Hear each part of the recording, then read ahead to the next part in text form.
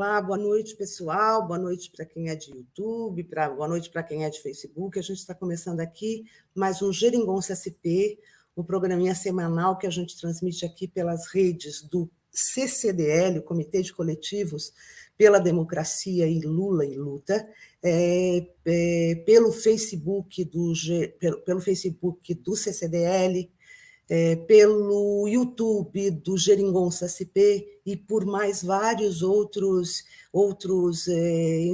caminhos de redes sociais de nossos parceiros, nossos coletivos.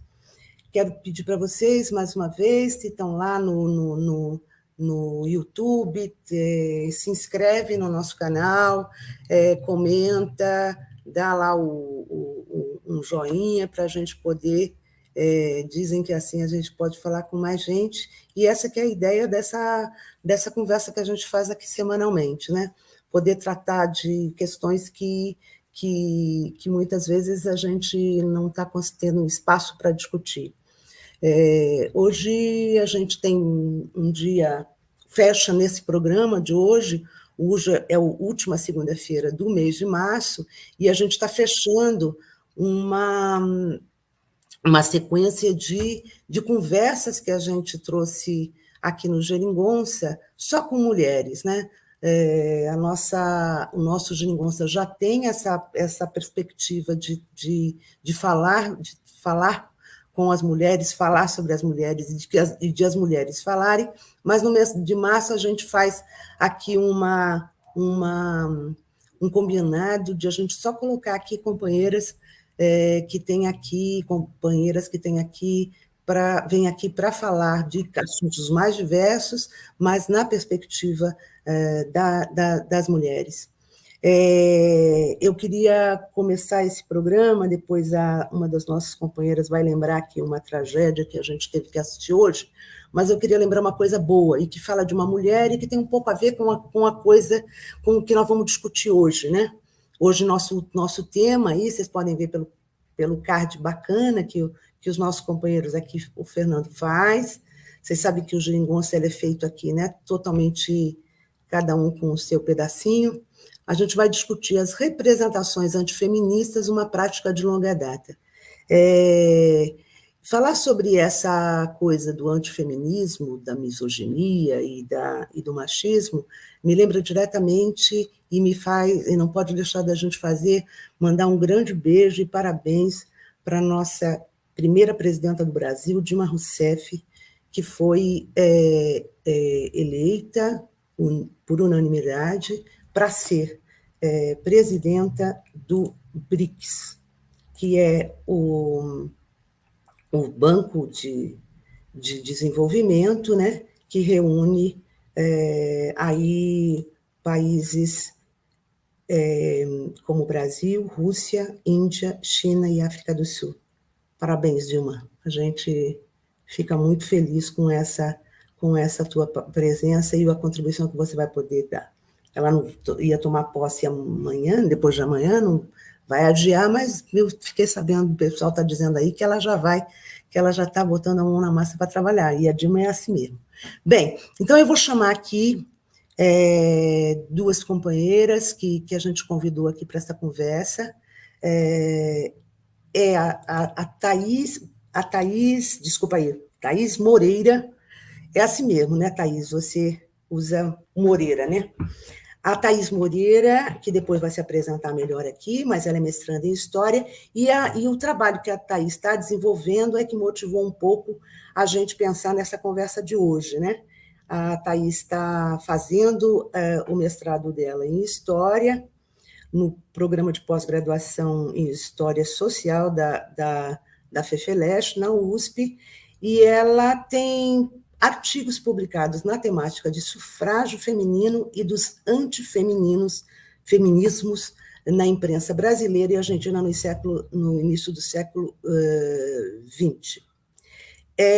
Aí, para conversar com a Thaís, para ir trocar uma bola com a Thaís e tal, a gente convidou a Cristina Romano, que é também historiadora, e as duas vão aqui um pouco conversar com a gente sobre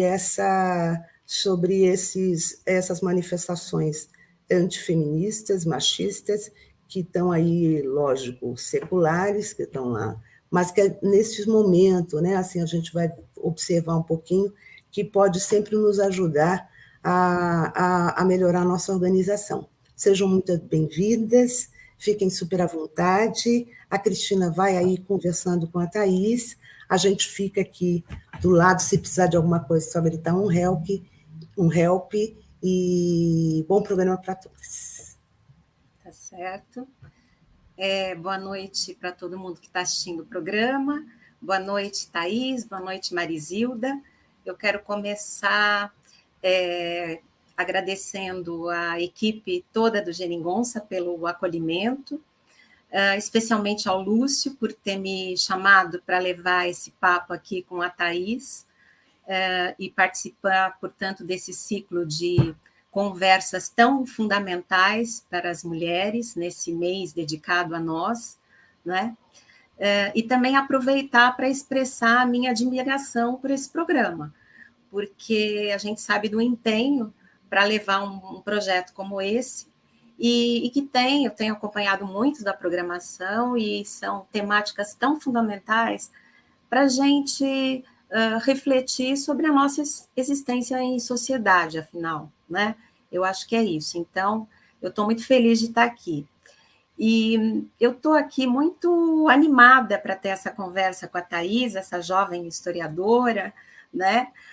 Companheira aí de área de estudos e tudo mais. E a minha euforia, assim, eu acho que é gostoso expressar isso, poder expressar. Eu acho que a gente viveu nos últimos tempos dificuldades tão colossais para o desenvolvimento da ciência, de todas elas, né? E da ciência da história, inclusive, e eu diria até que sobretudo, e é muito bacana a gente ver que a gente tem jovens ainda muito interessados, assim como a Thaís, que está desenvolvendo pesquisa com bastante empenho, né, na área da história, e interessados em seguir essa carreira, que, afinal de contas, tem sido muito marginalizada. A gente agora, atualmente, está acompanhando as questões do novo ensino médio, né? Porque nossos campos profissionais de atuação, né, Thaís, eles são exíguos, se a gente pensar no Brasil. O trabalho para o pesquisador não é muito amplo, o magistério é uma das nossas atividades fundamentais, e estão querendo banir os conhecimentos das ciências humanas, incluindo da história, do currículo do ensino médio, principalmente. Então, isso é muito lastimável. Então, é bacana a gente ver que ainda a gente tem jovens que estão muito focados, empenhados em querer estudar história, em produzir conhecimento histórico, em fazer pesquisa na nossa área, não é? Então, isso me empolga muito. E empolgante também é saber que a Thaís está estudando, está se dedicando a estudar a história das mulheres, que também não é bom a gente lembrar aqui que a história das mulheres é uma história muito recente, né? É uma história que ela começa a ser feita ali depois das primeiras décadas do século XX. Até então, os historiadores profissionais, né, os historiadores acadêmicos, eles estavam muito dedicados a falar de um conjunto muito restrito de pessoas na sociedade. Então, abordavam o movimento de homens que eles consideravam especiais, que eram os chefes das instituições, né, das principais instituições, então, chefes de Estado, chefes das igrejas, chefes dos exércitos, e a maior parte da sociedade estava alijada dessa história, não entrava nessa história, né? A história das outras pessoas não era contada, nem dos homens humildes, mais pobres, eles não entravam nessa história. E as mulheres muito menos, por questões óbvias, porque as mulheres da nobreza, enfim, das camadas mais abastadas, elas também não assumiam esses papéis como estadistas ou chefe dessas outras instituições, né? Então, é muito recente e é muito louvável que a gente tenha hoje homens e mulheres, enfim, produzindo a história e contando, né? Desenvolvendo trabalhos sobre a história das mulheres, o movimento das mulheres em todas as sociedades, em todas as épocas, tá? Então, assim, acho que para começar a nossa conversa, eu pediria para a Thaís discorrer um pouco sobre por que o interesse da Thaís nesse aspecto bastante específico da história, que é a história de mentalidades, né, Thaís? É uma história, nós, enquanto historiadores, sabemos que a gente pode estudar todos os movimentos, tudo que ocorreu em outros tempos históricos, todas as dimensões. E que a história de mentalidades é um desses caminhos, tá? Então, o trabalho da Thaís é um trabalho em que ela vai analisar a maneira como, principalmente, né, Thaís, eu observando o seu trabalho, como os homens olharam para as mulheres, falaram sobre as mulheres, discursaram, pensaram sobre as mulheres, né? Então, minha pergunta para você é essa: como é que você chegou a isso, Thaís? Como é que você escolheu estudar história das mulheres nessa dimensão? Por quê? Teve alguma coisa da tua vida, no teu momento hoje, ou alguma coisa que te chamou a atenção? Como é que você chegou nisso?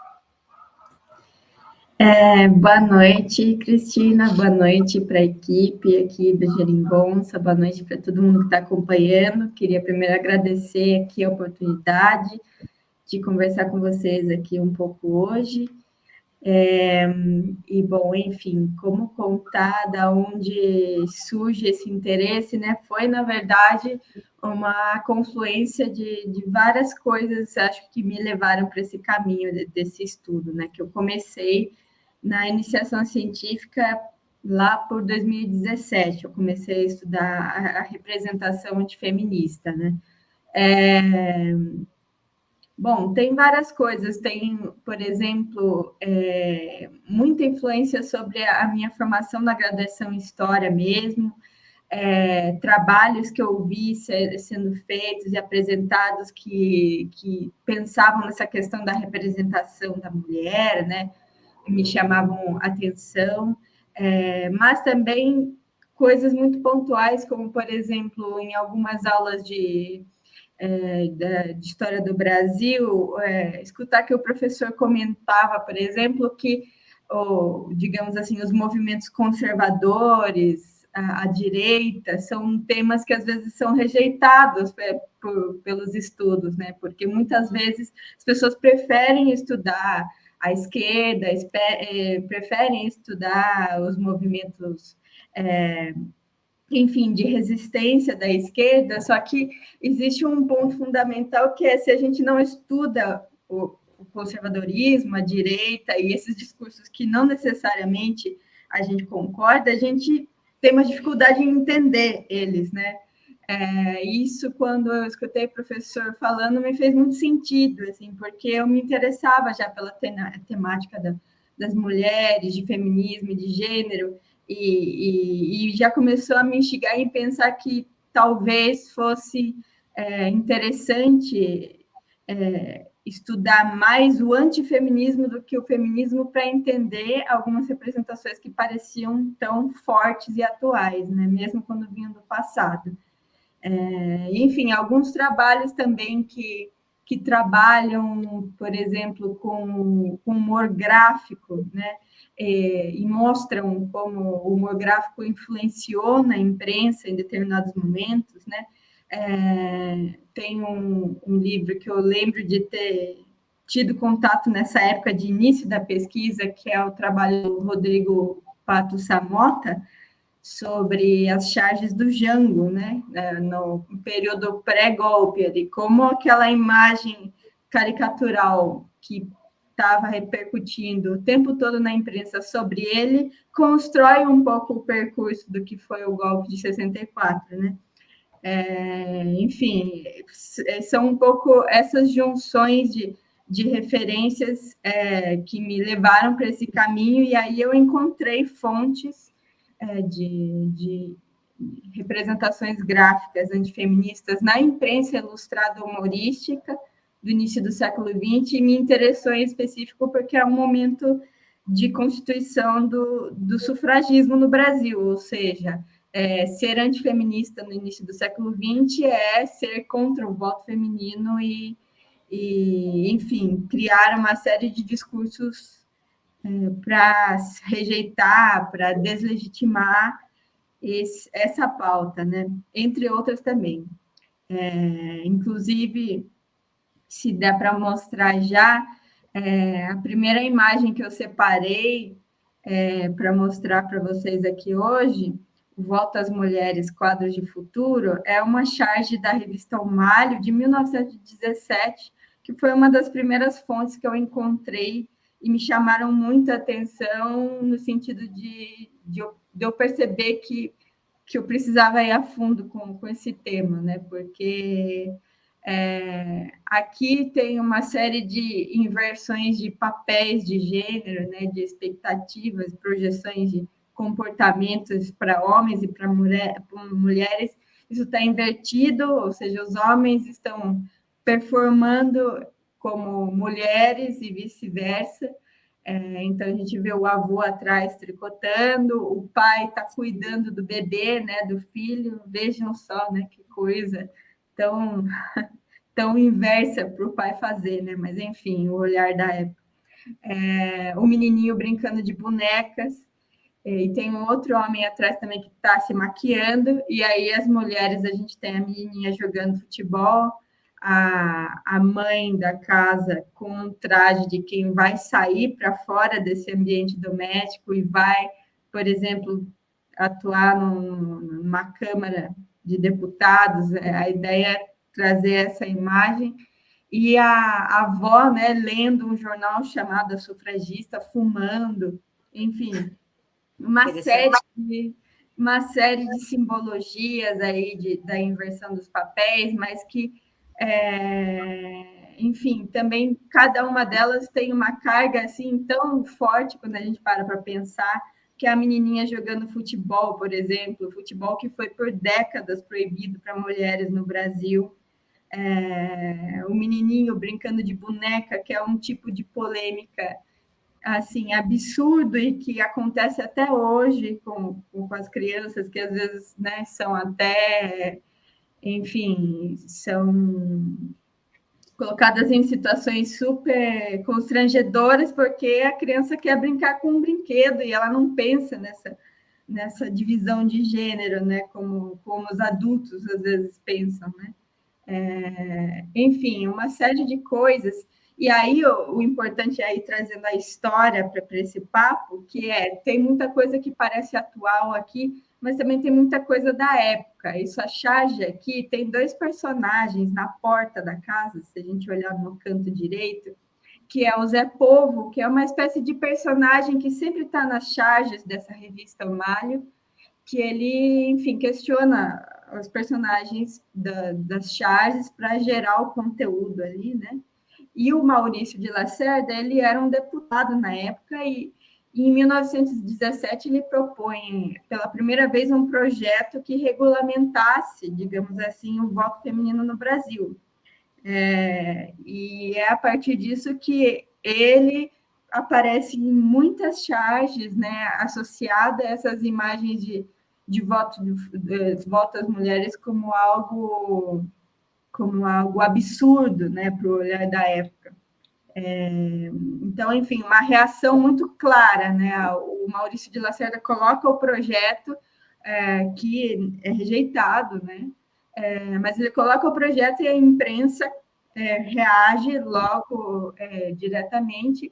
Mas aí é o ponto de pensar também que essa imprensa ilustrada humorística, como a revista O Malho, é uma imprensa que tem uma liberdade maior para trazer esse tipo de conteúdo do humor gráfico, por exemplo, né? E tinha um formato muito mais popularizado na época do que os próprios jornais. Nas revistas ilustradas, elas circulam muito, elas são realmente massivas no Rio de Janeiro e em outras cidades do Brasil. Então, é como se a gente fosse fazer uma analogia, assim, que isso aqui é a mídia da época em específico. Não tem rádio ainda, né, nesse começo do século XX no Brasil, não tem televisão, então a revista ilustrada é a que traz o entretenimento, mas também tem essa potência para levar algumas imagens para circular, né? Enfim, é um pouco daí que começa essa história de eu pesquisar essas representações. É bacana, né, Thaís? Eu acho que o público em geral aqui, reconhecer a importância das fontes para a gente como historiadores, né? Então, elas é que vão trazendo questionamentos para a gente. Na medida em que você se depara com alguma coisa que te chama atenção, talvez a partir daí isso desencadeia uma pesquisa na nossa área e deslancha uma análise incrível sobre questões que é como você está falando, né? Que estão no passado, mas nem tanto, porque é muito importante a gente lembrar aqui que no campo das mentalidades, as mentalidades, eu gosto muito de um historiador que fala, que lembra a gente, Jorge Duby, ele diz assim, alguns eventos na história, eles se dissolvem rapidamente, né? Às vezes uma situação social, através de uma revolução, de um movimento, de uma reforma, enfim, um fato econômico, político, isso acaba de um modo mais rápido. Mas as mentalidades, ao contrário, elas são as que mais resistem a se transformar na história. Elas demoram. Então, elas são aquelas que grudam mesmo na cabeça das pessoas, né? Aquilo fica no imaginário, fica na mentalidade. E é bacana você estar falando aí o quanto que essa fonte, né? Ela, de alguma maneira, ela te remeteu às questões do tempo presente, e aí isso te faz voltar para o passado para entender melhor como é que as coisas foram se constituindo em termos de representação. E é bacana a gente falar sobre isso aqui, porque nós, sobretudo nós que vivemos numa sociedade altamente imagética, nós somos bombardeados por imagens em tempo integral. E é fundamental que a gente compreenda o sentido das imagens, que a gente saiba ler essas imagens, que a gente tenha criticidade para fazê-lo, não é? Porque por trás das imagens há ideologias, há concepções de mundo, de vida que estão sendo propagadas. E as pessoas, de um modo geral, sobretudo quando são imagens que evocam muito a realidade, né? Tem muito apelo à realidade, a pessoa olha aquela imagem e toma aquela imagem como uma verdade. E aí ela não sabe discernir que aquilo ali é uma construção, é uma montagem. Enfim, a gente sabe atualmente o que é que isso tem significado, não é? Então, é muito fundamental que a gente possa estar refletindo sobre isso. E aí você pode trazer, eu acho que para a gente agora, mais exemplos, né? Dessas análises imagéticas que você fez dentro do jornal, das revistas, enfim. É muito interessante isso que você está falando. A revista circulava com uma velocidade grande ali, e queria que você comentasse um pouquinho, né? A gente sabe que o letramento era muito parco nessa época, né? Então, quem é que lia, né? Quem é que recebe essas revistas? A recepção. E o quanto essa recepção ela tem um tipo de influência na nossa sociedade, né? Sim. Bom, de fato, tem uma questão muito particular quando a gente pensa nessa imprensa desse início do século XX, que especialmente no caso do Brasil, né, a gente tinha uma taxa de analfabetismo muito grande. O Rio de Janeiro era uma espécie de exceção, digamos assim, porque era uma porcentagem um pouco mais menos desigual nesse sentido, mas mesmo assim o Brasil como todo era um país com altas taxas de analfabetismo, que eu comparo, inclusive, na minha pesquisa atual, que eu trabalho com a Argentina, um caso muito diferente da Argentina, né? Que ela, durante o século XIX, teve toda uma certa política de educação e letramento da população que foi muito mais abrangente que no Brasil. Isso reflete na imprensa, né? Inclusive, as primeiras impressões que eu tive quando eu comecei a comparar com a imprensa argentina, né? Porque eu comecei trabalhando com a imprensa brasileira e agora, no mestrado, expandi para trabalhar com a Argentina. Nas revistas argentinas tem muito mais texto, assim, textos mais longos do que a revista carioca, né?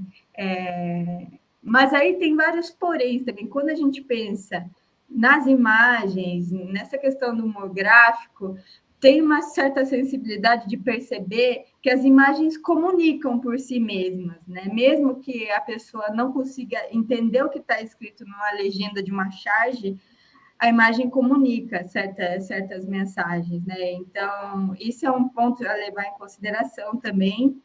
E, além disso, também existem estudos que mostram que uma prática mais antiga da leitura mostrava que, muitas vezes, algum conteúdo da imprensa, da revista, era lida em voz alta para as pessoas, outras pessoas ouvirem. Então, ao mesmo tempo que a gente tem que levar em consideração essa questão do analfabetismo, também tem que pensar que o conteúdo ali circula por outros meios, né?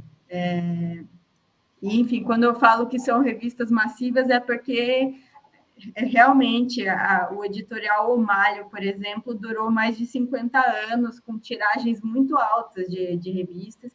Então, circula nos grandes centros urbanos, né? Principalmente no Rio de Janeiro, mas em outras capitais do Brasil, que a gente vê, inclusive, pela seção de cartas da revista. Mas, enfim, uma outra imagem que eu acho que a gente poderia analisar, que é interessante também, que é a 4, é uma imagem que é da revista O Malho também, já anterior àquele processo que eu comentei agora de pouco, que foi o primeiro projeto para o voto feminino no Brasil, que é 17, isso em 1918. Ou seja, isso aqui está repercutindo muito o sufragismo na Inglaterra, que, para quem já assistiu aquele filme das sufragistas, né, é um pouco esse universo que eu estou mencionando agora,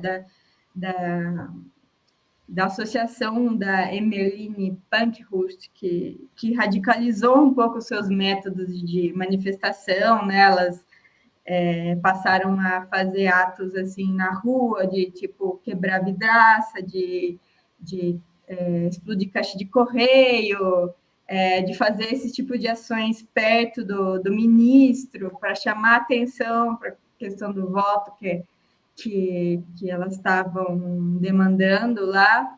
E essa imagem da sufragista e feminista baderneira, depois de que começa a circular essas reações na imprensa da Inglaterra, isso circula para vários outros países, formando realmente uma rede aí de difamação a essas sufragistas inglesas, né? Esse exemplo aqui é da revista Carioca, mas a gente encontra isso na revista argentina, a gente encontra isso em revistas de outros países. Então, para a gente já começar a pensar, inclusive, que essa reação antifeminista, antissufragista, por exemplo, ela já foi extremamente efetiva, assim, em pouquíssimo tempo, porque é uma reação no país que ele já vai para outros países, e aí você está no Brasil vendo uma charge criticando essas militantes da Inglaterra. Mas aí começa a vir também uma questão que é misturar um pouco os referenciais, né? Porque não é só uma crítica às sufragistas inglesas, é uma crítica a qualquer mulher brasileira que também tentasse entrar nesse meio, né, de militância política. Isso fica claro na legenda dessa charge, porque o homem que está sendo pisado pela sufragista, que está descrito como inglês, ele termina, né, falando: cuidado, senhores brasileiros, vocês já andam tão caiporas que devem evitar mais este caiporismo. Ou seja, é uma mensagem para o público brasileiro também, ainda que esteja falando de um telegrama que vem da Inglaterra, né? E aí, aspectos gráficos que a gente pode prestar atenção aqui também, perceber algumas coisas. A figura das sufragistas é extremamente carregada, em vários sentidos, pelos rostos que têm essas expressões disformes, né? Ela parece que está gritando, E, assim, aqui eu até não lembrei de trazer isso, mas é só a gente comparar com uma imagem de uma publicidade antiga, que já existia uma idealização da mulher, da beleza da mulher, tipo, essas propagandas estão na página seguinte que tem essa charge. Então, claramente isso é uma imagem carregada, uma imagem que está propositalmente carregando a imagem dessa militante. E outros aspectos aí da vestimenta, dos símbolos, do cigarro, enfim, dos padrões corporais. É tudo muito pensado para atacar essa imagem, né? Criar essa imagem da sufragista como uma mulher frustrada, como uma mulher desequilibrada, como uma mulher feia, Sim, né? sim. Como uma mulher solteirona. Isso aí assim, regra nessas representações já no início do século XX.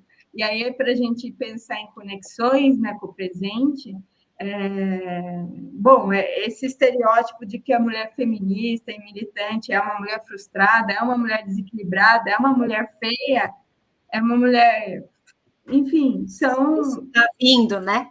Isso vem de longe. Exato, estigmas ainda que hoje cada vez mais se discuta mais, a gente sabe que são estigmas muito presentes ainda, né? Então, de fato, é uma representação de longa data, assim como a gente pode perceber, infelizmente, né? Sim. Até porque, né, Thaís, o referencial, o outro, né, o referencial daquilo que seria o correto, a imagem consagrada da mulher, ela é secular no Ocidente. Então, as pessoas, é isso que a gente estava um pouco falando aqui antes, né? Essas representações, elas perpassam o tempo. Elas vão, às vezes, ganhando novas roupagens, algumas características um pouco distintas, mas efetivamente as gerações vão trazendo isso nas suas memórias, é uma memória que vai ficando. Então, essas representações, elas vão sendo evocadas das novas representações que vão sendo produzidas, né?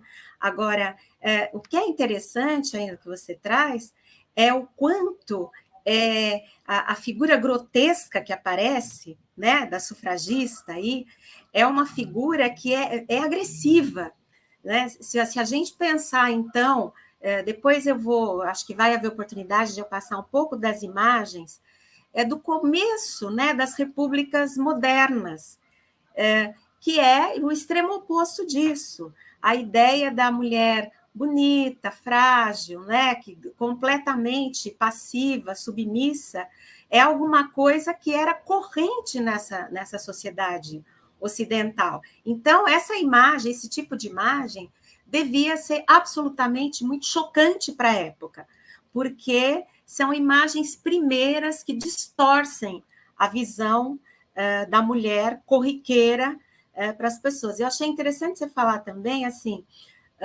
não faz mal, às vezes, que as pessoas não saibam ler as imagens, não tenham todo o domínio para poder fazer uma leitura. E eu fico pensando assim, é porque está numa memória que a gente tem esses referenciais. Então, algum apelo, alguma referência a gente já tem. Então, a imagem, às vezes, imediatamente, ela já comunica aquilo que ela está propensa a comunicar, né?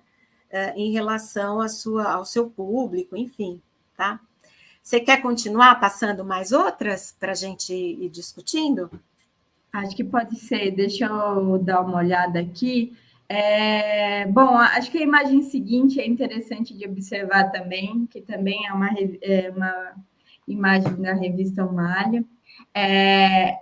Essa também é uma imagem que, olha, 1912, e é interessante que até a mesma forma de colocar ainda permanece atual, né? Porque aqui está o feminismo no Brasil, aí uma cena de uma confusão generalizada num local de eleição, né? Que as mulheres estão atacando os homens, estão revirando a urna, e aí eis o que será uma eleição entre nós quando o feminismo for em nossa pátria definitiva realidade.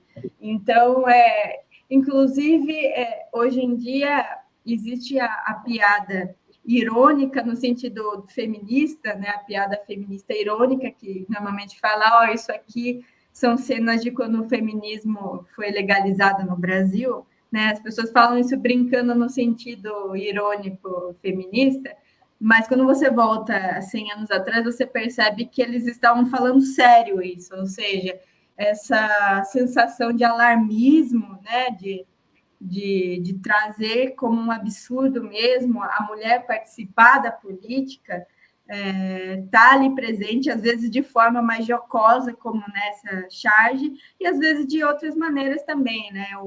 O antifeminismo, inclusive é por isso que é interessante, algumas autoras trazem no plural também, assim como se fala em feminismos, se fala em antifeminismos também, porque não existia uma única maneira de trazer uma perspectiva antifeminista, né? Não existiu um único modo de ser antifeminista, né? O antifeminismo, inclusive, como as autoras que também estudaram o tema sempre chegam nessa conclusão, também é um processo que foge às divisões tradicionais, digamos, do jogo político, que é a esquerda e a direita, por exemplo, porque existe antifeminismo à esquerda, existe antifeminismo à direita, de formas diferentes, com abordagens diferentes, né?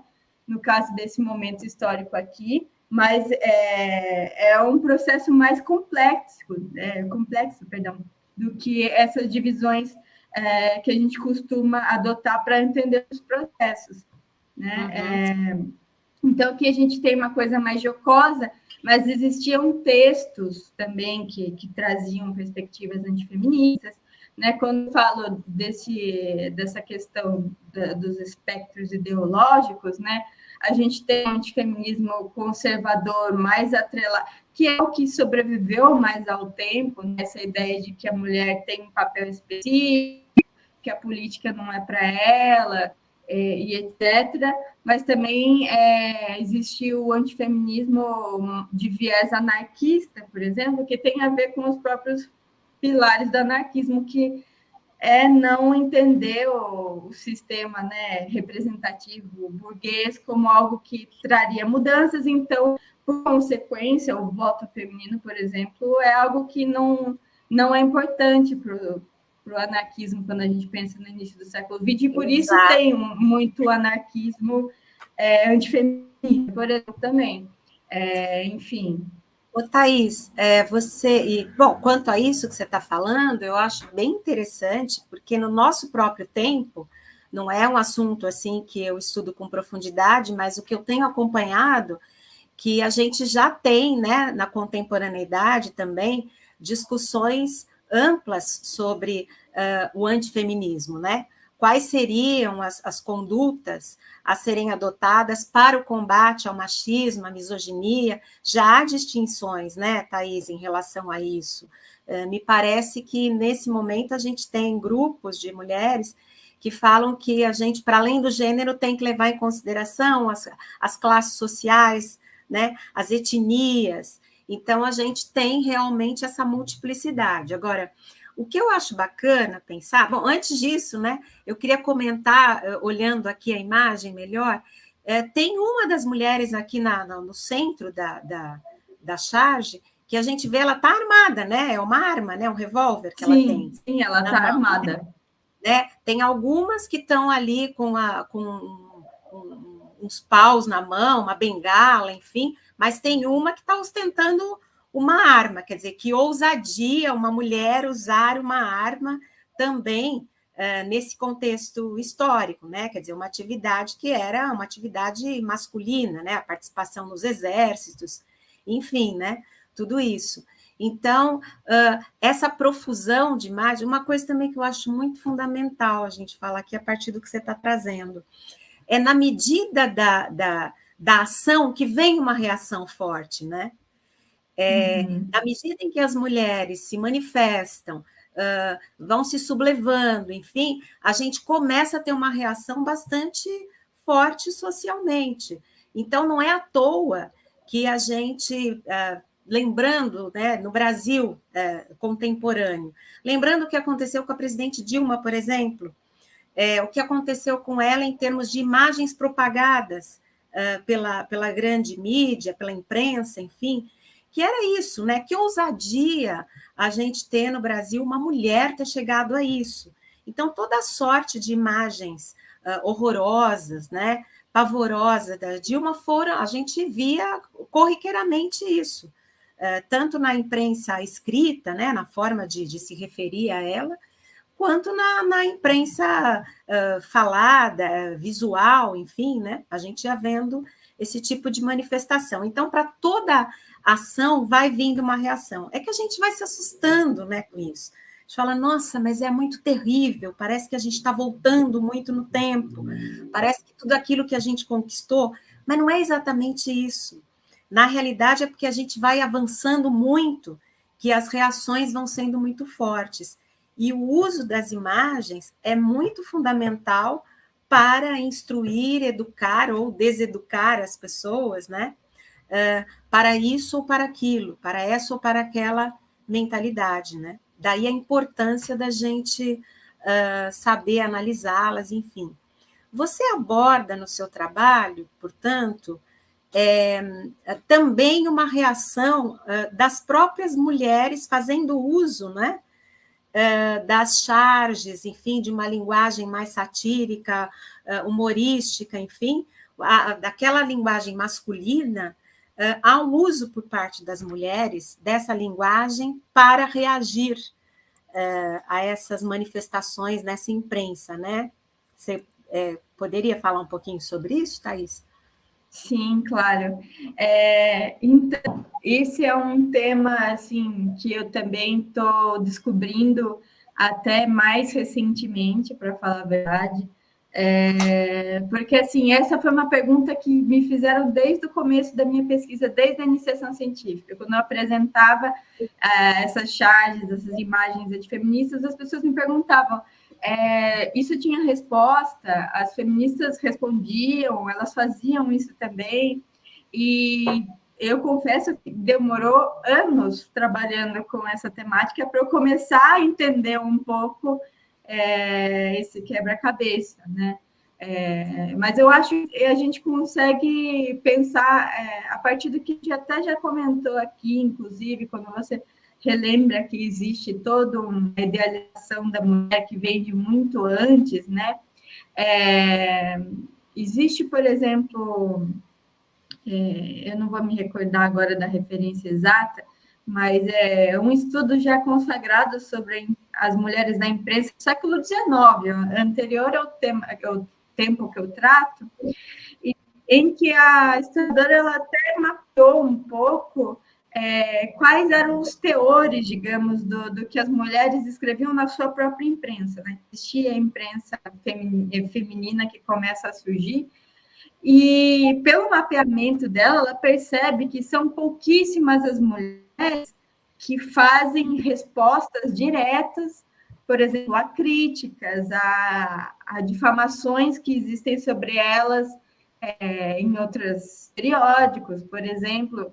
E às vezes, quando isso acontece de uma forma super sutil, justamente porque a gente tem que lembrar da moralidade da época, que pensava, na verdade, só respeitava as mulheres que agiam de determinada maneira, né? E se tinha toda uma expectativa de que a mulher fosse sempre, digamos, comportada, né? Enfim, recatada.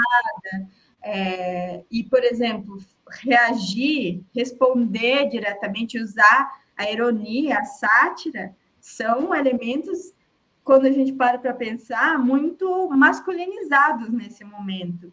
Então, de certa forma, é também por causa disso que é difícil encontrar uma reação tão fácil dessas mulheres, né? Porque existe todo esse universo muito masculinizado, né? Na sátira e tudo mais. Mas a gente tem algumas mulheres que, digamos, subverteram isso, assim, né? Quando a gente pensa no Brasil, por exemplo, tinha a Josefina Álvares de Azevedo, que ela tinha um periódico ali no final do 19, e ela escreve uma peça teatral satírica sobre o voto feminino, né? Na Argentina, essas aqui que eu estou falando agora não vai ter imagem para mostrar, Mas depois, até se vocês procurarem na internet, talvez encontrem. Mas na Argentina, por exemplo, o que eu trouxe em um dos artigos que eu escrevi, é que elas, na década de 20, elas começam a desenhar suas próprias charges e vinhetas sob uma perspectiva mais feminina. Então, em vez de trazer essa imagem que a gente viu, por exemplo, da inversão de papéis, né, e de como isso supostamente seria um absurdo, elas trazem a imagem, por exemplo, da mulher trabalhando enquanto o homem, por exemplo, está fora de casa bebendo, né, porque o alcoolismo é uma questão que, enfim, muito importante para essas feministas dessa época, o alcoolismo, e acho que também tem muita relação com o próprio cotidiano do que elas viviam em casa, né, com esses homens que voltavam para casa alcoolizados, né, enfim, esses termos não aparecem tão explicitamente, mas quando a gente vai para as fontes, a gente percebe que está se falando sobre violência também, mas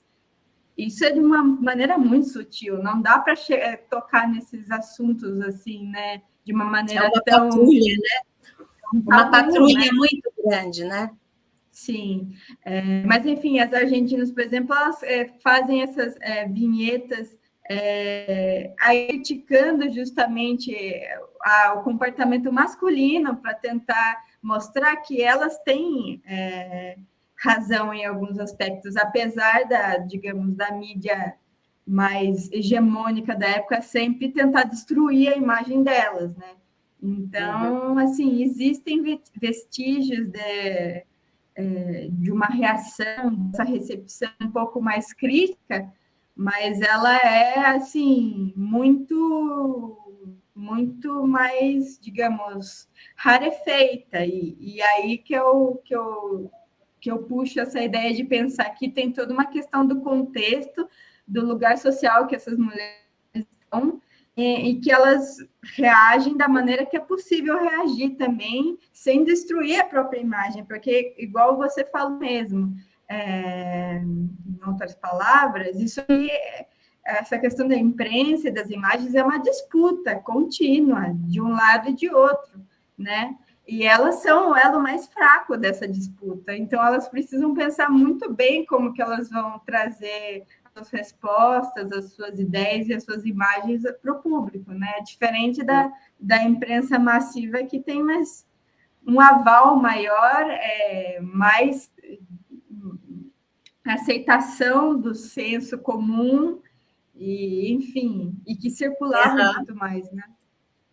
Eu acho interessante pensar nessa disputa em tempo integral, né? Essa disputa discurso e contra-discurso. Eu acho que em todas as épocas históricas é isso que vai acontecendo.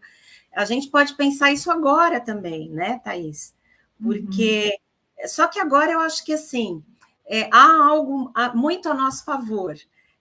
A internet, as redes sociais, a democratização da informação, ela permite que a gente possa hoje produzir as imagens contradiscursivas, né?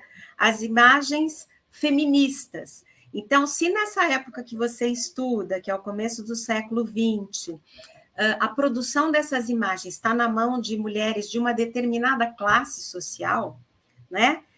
Mulheres de uma classe média ou alta, enfim, que seja, hoje a gente tem isso mais democratizado. Então, essas respostas hoje, elas estão na internet, né?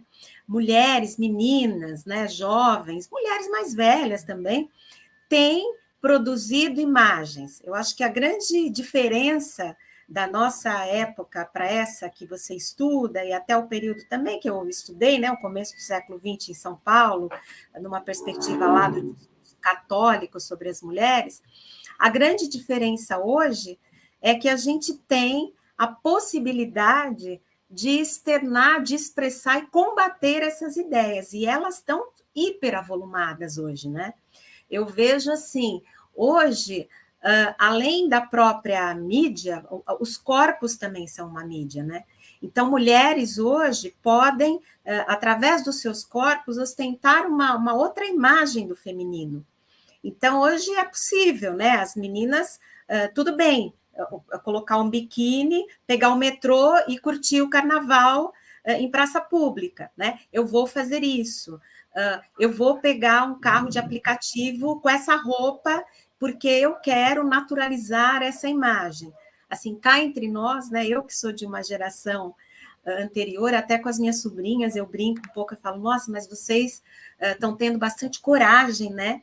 De andar com essas poucas roupas, pegar um carro de aplicativo, né? A gente vive num país onde o feminicídio é dos mais altos do mundo, enfim, mas eu consigo compreender a necessidade da gente naturalizar essa outra imagem do feminino, das mulheres serem donas dos seus corpos, né? E darem esse recado: esse corpo é meu, esse corpo não pertence a ninguém, ninguém tem que falar nada sobre ele, se ele está bonito, se ele está feio, se ele está gordo, se ele está magro, se ele está de acordo, se ele não está, se ele está pintado ou se ele está livre, né?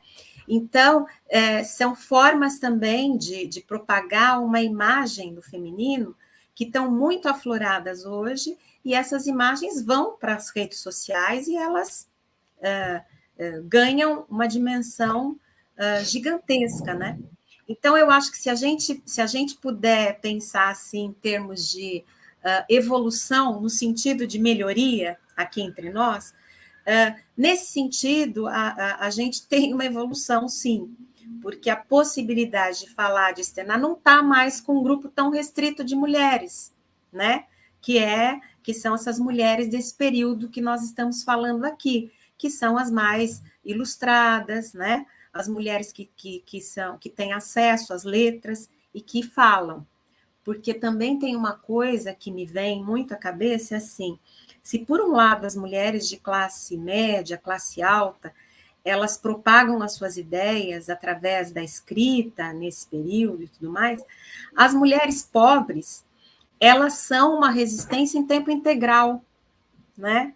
Porque elas são as mulheres que têm que sair para trabalhar, então elas estão assumindo papéis de homens, desde sempre isso, né? No espaço das cidades que se modernizam no começo do século XX, aí São Paulo, que é um caso que eu observei melhor, né?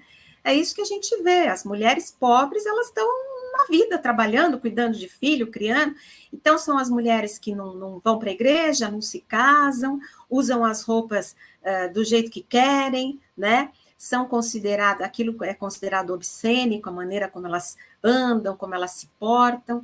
Então, essas mulheres, elas já são uma reação socialmente, né? Mas, enfim, você tem outras imagens que você gostaria de comentar? Bom, deixa eu pensar. É que eu acho que você levantou pontos interessantes também. Deixa eu pensar o que a gente pode... são muitas coisas, né? Duas historiadoras quando se encontram, né, Thaís? Sim. Não, é muita coisa que dá para pensar. Mas o que eu ia comentar, para não esquecer do que você acabou de falar, eu acho que quando a gente pensa na atualidade, né, eu acho que realmente mudam muitas coisas hoje em dia. Existe uma mudança também muito da postura das imprensas massivas e das imprensas que são que circulam mais e são mais vistas hoje em dia, que tem um comportamento muito diferente com relação às mulheres de modo geral, né? Porém, o que se nota, na verdade, é o seguinte: e é esse cenário de disputa que a gente já mencionou. Ao mesmo tempo que a gente tem uma sensação que as coisas estão muito mais igualitárias, que alguns preconceitos parecem não ter tanta força, é só ter algum momento de crise, de algum ponto específico, de alguma figura pública, de algum acontecimento, de alguma questão política que explode. É só ter um momento de crise que todos esses preconceitos e esses estigmas e essas ideias misóginas, elas voltam com tudo, assim, né? Então, é uma coisa, assim, muito curiosa também de reparar, e que eu acho que tem a ver, né, alinhavando o que a gente está conversando aqui, com essa questão da longa duração, da mentalidade, né, de que as coisas mudam, mas às vezes tem um fundo ali que permanece, né? Então, isso é uma coisa que eu lembrei. Eu acho que a mentalidade ela fica arraigada, né? E aí existem algumas conjunturas históricas, né, sociais, políticas, algumas circunstâncias que permitem fazer aflorar essas ideias, esses sentimentos. É o que a gente está vendo nesse momento, inclusive com fascismo, enfim, né? Aquela cultura ela não se desfaz completamente. Dependendo da conjuntura que ela encontra, ela vem e cola de novo, né? Eu acho que é isso. Sim, sim. Eu estou aqui olhando o horário, eu não sei com o pessoal daqui, a gente está... Eu não sei se dá para a gente estender um pouquinho, eu gostaria só para ilustrar aquilo que a gente falou, mostrar aquelas 3 imagens minhas iniciais, eu não sei, Marisilda, se daria para fazer isso, porque o horário a gente está chegando no final. Eu acho que a gente podia fazer um balanço aí, o Cris e Thaís, se tem alguma imagem ainda que vocês gostariam de apresentar, né? Para fazer uma observação. Assim, a gente chegou aqui de perguntas que o pessoal colocou ali, as pessoas têm uma recepção super legal, do povo que nos assiste aí pelo YouTube e pelo Facebook, que a gente pede novamente para fazer lá a sua inscrição lá no YouTube, dar o compartilhar lá no Facebook. Algumas questões que foram colocadas, quer dizer, uma questão direta que foi colocada, a Thaís já respondeu, que foi essa relação em torno da reação das mulheres à mídia antifeminista, né? Então, eu acho que se vocês tiverem alguma ainda, a gente pode ainda dar uma passada, né? Acho que rapidinho, só porque a gente... Para as despedidas de vocês. Tá bom, Marisilda, ok. Essas imagens selecionadas por mim aí, para ilustrar um pouco do quão a gente tem, o interessante que é a gente estar falando aqui, olhem, vejam, são imagens da época da Revolução Francesa, são pinturas a óleo, né? De um pintor, Jacques-Louis David, que se tornou um dos principais, o principal pintor da Revolução Francesa, depois do Império Napoleônico e tal. Mas o que é interessante disso? Nós estamos aí às vésperas da Revolução, e os revolucionários, eles estão, apesar de estarem defendendo transformações incríveis, né, do ponto de vista político, né, são republicanos, e aí a ideia é ainda manter a mulher no lugar que lhe foi colocado desde a Idade Média. Então, por exemplo, aqui é uma representação do Lavoisier, que é considerado um dos fundadores da química, né, da ciência. O Davi, olha como ele representa esse homem e essa mulher. É ele e a esposa dele. Então, a gente vê que esse é um tipo de pintura que a gente chama de neoclássica, que é muito bem estudada, né? É tudo muito geométrico aí, a gente tem tudo muito definido, é uma pintura que você olha para ela e você vai aprender alguma coisa. Então, a gente vê que tem uma repartição nítida. A parte onde a gente está com o Lavoisier, que é a representação do masculino, é essa realidade científica, estudiosa. Então, ele é o homem que está ali absorto nas suas ideias, na sua produção, e chega a esposa e ele tem um olhar para ela, assim, um olhar de quem, como quem diz, o que está fazendo aqui, né? Esse aqui é o meu universo. Então, ele é o estudioso. E ela vem com a beleza dela, enfim, mas ele continua ali, e se vocês observarem, a perna dele parece uma perna tão alongada, parece que fecha, né? parece que ele está protegendo o local de trabalho dele, o local do pensamento e tal. Então, essa é uma ideia de que, olha, isso aqui, o homem ele é racional, ele está reflexivo, ele está pensando, e a mulher está vindo com leviandades, né? Quer dizer, olha, não era nem para você estar aqui, né? Acho que a gente pode passar mais uma, que vai... essa é uma outra obra do mesmo pintor, né? Que é o Juramento dos Horácios, e, na época, os franceses, eles pintavam esse neoclassicismo evocava não a situação da França contemporânea, mas o passado romano, porque para eles era um exemplo, era uma inspiração à República Romana, né? Então, aqui nesse caso, a gente tem o pai Horácio com os filhos, fazendo um juramento à defesa da pátria. Então, se vocês observarem aí, a gente tem tudo muito bem dividido nessa tela, né?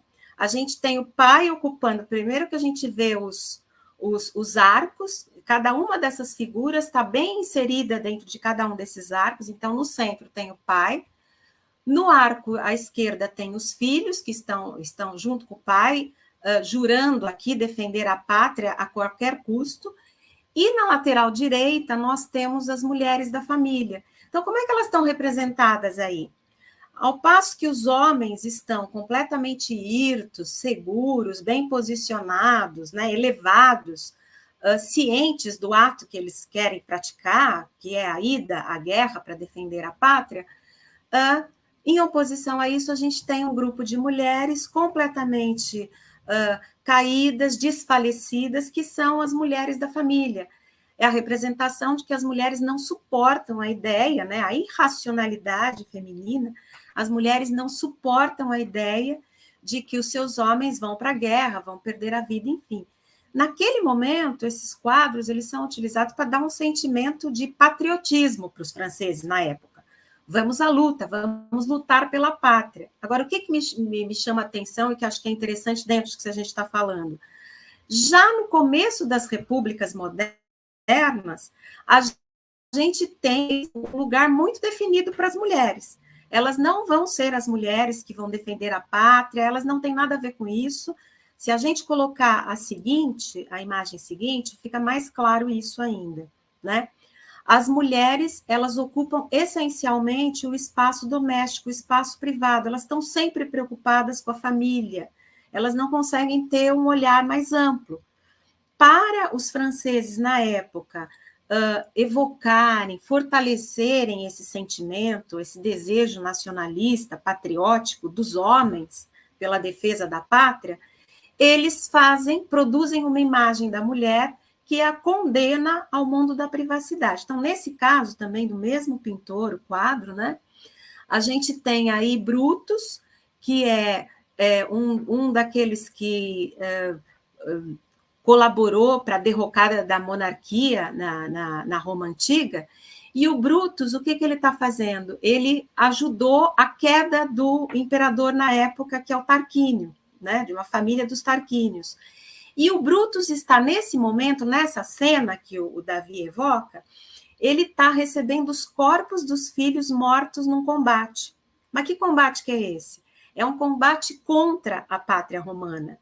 Quer dizer, o Brutus, que era um homem que é um dos fundadores da República Romana e que ajudou a acabar com o poder da monarquia, ele está recebendo os filhos que o traíram. Ele foi traído, a pátria romana foi traída. E ele, inclusive, é um dos que manda assassinar os próprios filhos.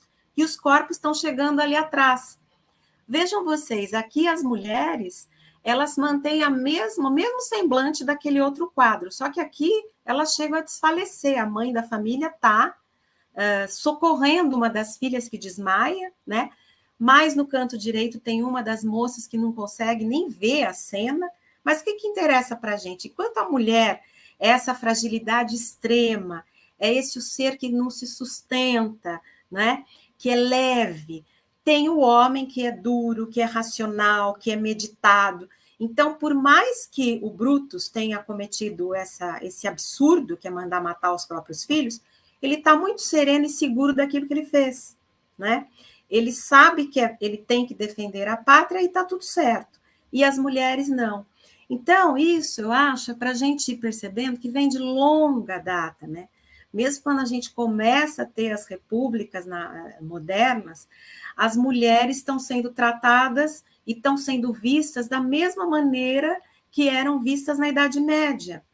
Quando eu identifico ali na Idade Média o momento em que ficou sacralizada a imagem do feminino no pensamento ocidental, né? Que era o espaço da família, e a mulher ter que ser a mãe da família, ter que ser aquela que representa a própria Virgem Maria. Então, ela é apenas um receptáculo do sêmen masculino, né, para procriar, para fazer crescer a família, cuidar da família, a quem não cabe nenhum tipo de desejo sexual, e eu penso que nenhum tipo de desejo. A mulher não deseja, não pode desejar nada, né?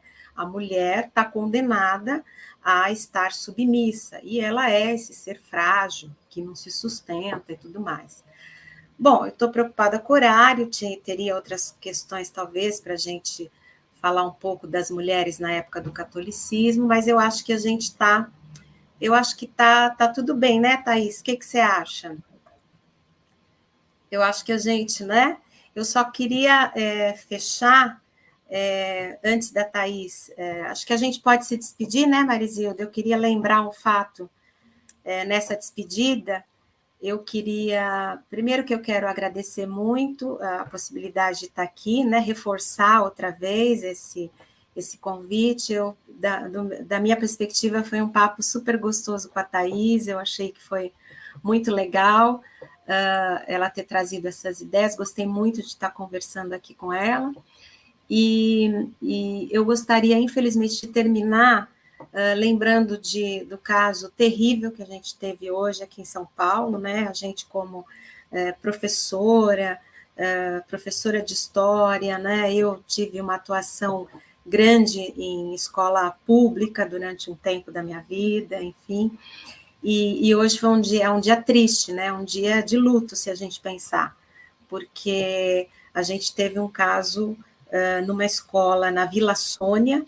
A professora Elizabeth Tenreiro, da escola Tomzia Montoro, ela foi assassinada, né, por um aluno de 13 anos da escola, mas, se não me engano, mais 4 pessoas foram atingidas, estão hospitalizadas, enfim, e tudo indica que esse seria um crime de ódio racial, não é?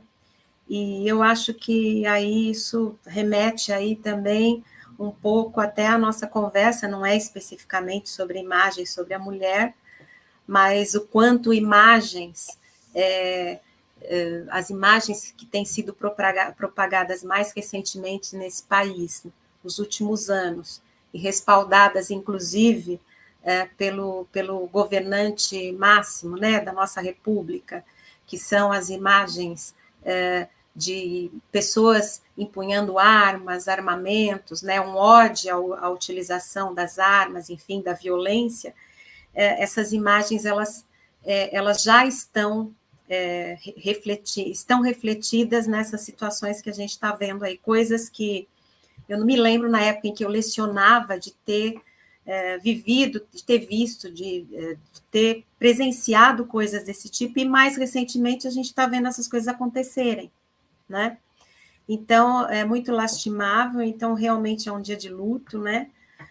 A Elizabeth perdeu a vida dela aí, depois desse fato medonho, e eu queria lembrar isso, né? Porque eu acho que todos nós estamos consternados com isso que aconteceu hoje, aqui em São Paulo, né? Então, quero agradecer outra vez, e a Thaís, eu acho que pode se despedir também. É isso, né, Marisilda? Sim, sim. Diga aí, Thaís. Bom, eu quero agradecer de novo a oportunidade, dizer que foi muito legal mesmo. Obrigada, Cristina, também, por fazer esse bate-bola aqui e me ajudar a conversar sobre esse tema. Então, também atual, né, que é essa questão das representações antifeministas. Enfim, eu vi que bastante gente se manifestou, eu agradeço aos comentários bom, acho que fica para ter a oportunidade de tocar em outros temas, né? Ainda tem muitas coisas que a gente poderia comentar aqui. E, bom, é isso também. Eu também estou num processo de terminar de escrever a minha dissertação, então, em breve, a minha dissertação, se tudo der certo, vai estar né, defendida, pública, e, enfim, esse conteúdo aí que eu venho trabalhando acho que até vai circular mais, né? Enfim, para poder pensar nesse tema. E é isso, eu vi que as pessoas comentaram aí de que existem mulheres antifeministas hoje, e existem mesmo, existem grupos defendendo ideias antifeministas que estão crescendo hoje, e por isso que acho que é importante a gente debater, entender que isso é uma coisa de longa data, que são ideias que vêm de um espectro ideológico com interesses, que, enfim, tem toda uma questão histórica aí por trás, né? Enfim, acho que é isso, não sei se tem mais alguma coisa que a gente... Eu posso só fazer uma propagandazinha do meu livro, Maricida? Essas últimas imagens que eu veiculei aqui, elas estão referenciadas num livro que eu publiquei o ano passado, e que em um dos capítulos eu faço uma discussão sobre a questão das mulheres no catolicismo, não é? E então, evocando um pouco dessa referência a esse pensamento neoclássico, sabe? Dessa conjuntura do começo do século XX. O meu livro é intitulado Igreja e Estado. Nossa, me fugiu completamente. Elite na modernização, a gente está passando aqui embaixo. Ah, tá. Olha que ótimo, obrigada. Igreja eu estou impactada ainda com a questão do luto de hoje, então sim, isso está me ocupando a cabeça, tá? Gente, muito obrigada, viu? Um grande beijo a todos, obrigada pela audiência, pelo pessoal que esteve aqui acompanhando a gente essa noite. Até mais. A gente é que agradece muito a Thaís, a Cristina, por tocar essa conversa aqui, que é diferente, né? Quer dizer, assim, você acaba pegando uma questão, né, que aparentemente você vai estudar do ponto de vista, né, a partir da academia e tal, mas a gente considera que o conhecimento ele tem que estar a serviço da nossa luta. E é nesse sentido que a gente recebe o trabalho de vocês, né? E tenho certeza que vocês também realizam esse trabalho, né? Pelo que vocês colocaram aqui. Então, a gente é que agradece muitíssimo. O Geringonça fica de portas abertas para a gente conversar sobre outras questões, tanto para a Thaís, tudo bem, a gente espera você terminar aí, concluir o seu mestrado, conta para a gente depois, publicando, manda para a gente divulgar, né? E eu queria aproveitar, né, acho que tem tudo a ver aquilo que a gente falou um pouco aqui sobre a Dilma Rousseff, nossa primeira presidente mulher no Brasil, né? Porque à medida que vocês iam, quer dizer, a gente já vendo aquelas charges e tudo mais, guardadas as diferenças dos contextos, né? Que são bastante diferentes, acho que um dia a gente podia conversar um pouco mais sobre isso, né? Quer dizer, como né, apesar das mudanças de contexto, Dilma foi, no último período, uma mulher que sofreu uma carga pesadíssima desse antifeminismo vindo todos os lados, mas vindo da imprensa brasileira. E sofreu essa semana, né? Quando foi... Eles não desistem, é impressionante, né? Quando foi anunciada como presidente do BRICS, né? E aí, a propósito da própria Dilma, né, que eu reforço, está passando aqui embaixo também, tem o site da TV Brasil, de 27 a 2 de abril, portanto, de hoje até dia 2 de abril domingo, o especial Passado e Presente, que é uma programação especial para lembrar o golpe militar de 1964. Eles passaram o tempo todo querendo contar essa história diferente, mas a gente vai contar essa história. Dilma tem a ver com isso. Acho muito importante que a gente, neste período, quer dizer, se você fosse considerar, inclusive, as mulheres que sofreram, né, assim, vindo de antifeminismos de toda a ordem naquele período da ditadura militar, dá um baita de um trabalho interessante também aí, né, Thaís, para você poder mexer. E aí, eu queria dar outro recado também, né, nos solidarizar mais uma vez com mais uma vítima da violência nas escolas, na cidade de São Paulo, no estado de São Paulo, e dizer para vocês também que no dia 2, domingo, aqui em São Paulo, nosso povo dos coletivos, vai estar todo mundo lá participando, acontece a terceira caminhada do silêncio, né, uma atividade que eu botei no lugar errado, mas tudo bem, eu ponho aqui. A terceira caminhada do silêncio acontece no dia 2/4, às 15 horas, no Parque do Ibirapuera, aqui em São Paulo, para que não se esqueça, para que não continue acontecendo. Muito obrigada a vocês, um grande beijo. Obrigada, tchau, tchau.